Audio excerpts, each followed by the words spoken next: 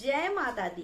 मैं हूँ हेमा भारती और आप देख रहे हैं मेरा चैनल माँ हेमा चैनल। तो फ्रेंड्स, एक और नए वीडियो में बहुत बहुत स्वागत है आप सबका। उम्मीद करती हूँ कि आप सब स्वस्थ होंगे, मस्त होंगे और जहाँ कहीं भी होंगे बहुत खुश होंगे। तो चलिए फ्रेंड्स, शुरू करते हैं आज का वीडियो और इस वीडियो में जानते हैं कि वे कौन से 3 लोग हैं जिसे हमें कभी भी मुंह नहीं देखना चाहिए।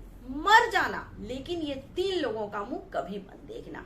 तो ये कौन लोग हैं जिनका मुंह देखने से हमें लगता है घोर पाप और हो जाता है अनिष्ट और उसका असर हमारे जीवन में भी पड़ता है, हम कष्टों से घिर जाते हैं, अशुभ होता है।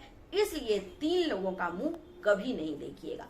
तो चलिए, अगर आपको मेरा वीडियो अच्छा लगता है तो लाइक शेयर कमेंट कर दीजिएगा। मेरे चैनल में नए हैं तो चैनल को सब्सक्राइब कर दीजिएगा, बेल आइकन प्रेस कर दीजिएगा ताकि मेरे वीडियो के नए नोटिफिकेशन सबसे पहले आप तक पहुंचे।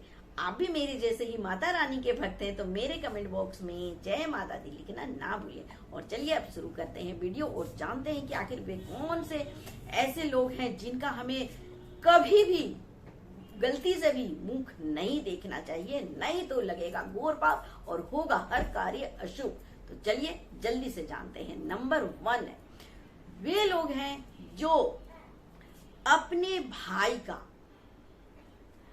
धन हड़प लेते हैं। ऐसे लोगों का मुख कभी नहीं देखना चाहिए। क्यों? कि देखिए, भाई का धन, उनके प्रॉपर्टी, उनका संपत्ति को हड़पने के कारण ही महाभारत जैसा हमारा धर्म ग्रंथ बन गया है। महाभारत हो गया था कौरव और पांडव के बीच में, क्योंकि वे लोग भाई थे और थोड़ा सा जमीन, थोड़ा सा मतलब ये के लिए, धन के लिए, प्रॉपर्टी के लिए, संपत्ति के लिए कौरवों ने पांडवों के साथ ऐसे ऐसे मतलब अनिष्ट किए ना कि मतलब वे लोग भटकते रहे, कभी सुखी नहीं रहे। और सिर्फ संपत्ति और धन के चलते मतलब माता द्रौपदी जी का चीर हरण तक उन्होंने कर दिया। सोचिए कि भरी सभा में उनका अपमान तक किया। तो ये मतलब जो संपत्ति और धन दौलत होता है ना, वो अपने भाइयों से इस तरह से लालच करके नहीं हड़पना चाहिए, नहीं लेना चाहिए। इतना लालच नहीं करना चाहिए कि अपने भाई का धन दौलत जो उनके हिस्सा में है उसे नहीं लेना चाहिए।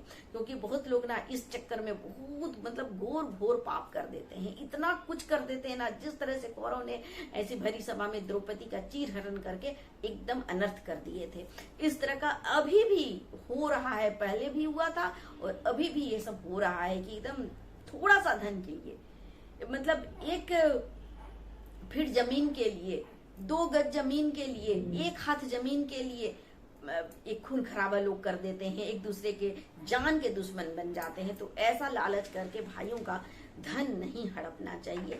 चाहे वो बहन हो, चाहे भाई हो, कोई भी हो आप, लेकिन अपने भाइयों का धन इस तरह से नहीं हड़पे। जो आपके हिस्सा में है वही लीजिए और इस तरह से उनका हड़प के आप मत रखिए, नहीं तो बहुत गलत होता है। क्योंकि आप किसी दूसरे को रुला करके आप धन में आप जी रहे हैं, आप खुश हैं, ये बहुत गलत है। तो जो लोग ऐसा किए हैं ना, जो अपने भाइयों का धन को हड़प करके और जी रहे हैं, ऐसे लोगों का मुख कभी मत देखिएगा। मर जाइएगा लेकिन मत देखिएगा, क्योंकि ऐसे लोग ना बहुत घोर पापी होते हैं और उनका पाप आपके ऊपर भी लग जाएगा। हाँ, दिख गया तो ऐसा देख लेना वो अलग बात है, पर उनका मुख देखने का मतलब मैं बता रही हूँ कि उनको मुख देख करके उनसे हंसना, मिलना जुलना, उनको आगे और बढ़ावा देना, ये सब गलत है। तो ये कार्य आप कभी भी मत कीजिएगा।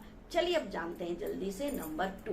तो कौन दूसरा है व्यक्ति जिसका हमें मुख कभी नहीं देखना चाहिए? तो वो व्यक्ति वो है जो कि आप जो अपने माता पिता जो हमें इस संसार में लाते हैं, जो दुनिया में सबसे पूजनीय होते हैं, भगवान से भी पहले अपने माता पिता को रखा गया है। तो ऐसे माता पिता को जो अपने घर से निकाल देते हैं या जो तिरस्कार करते हैं, उन्हें दर दर भटकने के लिए छोड़ देते हैं या फिर वृद्धाश्रम में जाकर के छोड़ आते हैं, ऐसे लोगों का मुख भी कभी नहीं देखना चाहिए। क्योंकि ये महापाप करते हैं, ये इतना बड़ा पाप किए हैं ना, तो इनका मुंह अगर आप देख लेंगे ना तो आप पर भी उसका असर हो जाएगा, आपको भी पाप लगेगा। इसलिए ऐसे लोगों को एकदम इग्नोर कीजिए, उसे एकदम बहिष्कार कीजिए और ऐसे लोगों को बिल्कुल हंसिए नहीं, मिलिए नहीं, इनसे दूरी बना के रखिए। ये हो गया।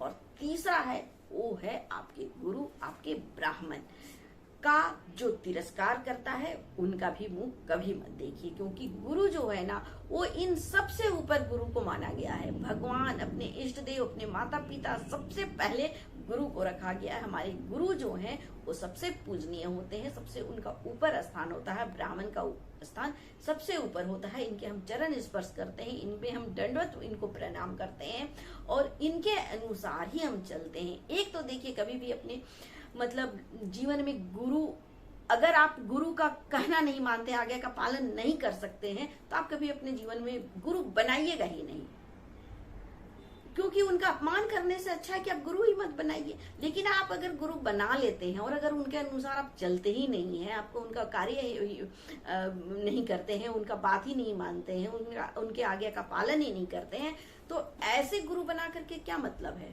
तो इसीलिए मैं कह रही हूँ कि कभी भी अपने अगर गुरु आपने बनाया है तो गुरु का आज्ञा का पालन कीजिए और उनका गलती से भी कभी तिरस्कार मत कीजिए, उनको बेइज्जत मत कीजिए। उनका अपमान करेंगे तो आप जाएंगे घोर नरक में और आपसे हो जाएगा घोर पाप। तो चलिए फ्रेंड्स, हमको उम्मीद है कि आपको ये वीडियो बहुत ही पसंद आया होगा। तो ऐसे ही अच्छे वीडियो देखने के लिए मेरा वीडियो देखते रहें। अगले वीडियो में नए विषय के साथ फिर मिलते हैं, तब तक के लिए मुझे आज्ञा दीजिए। जय मां।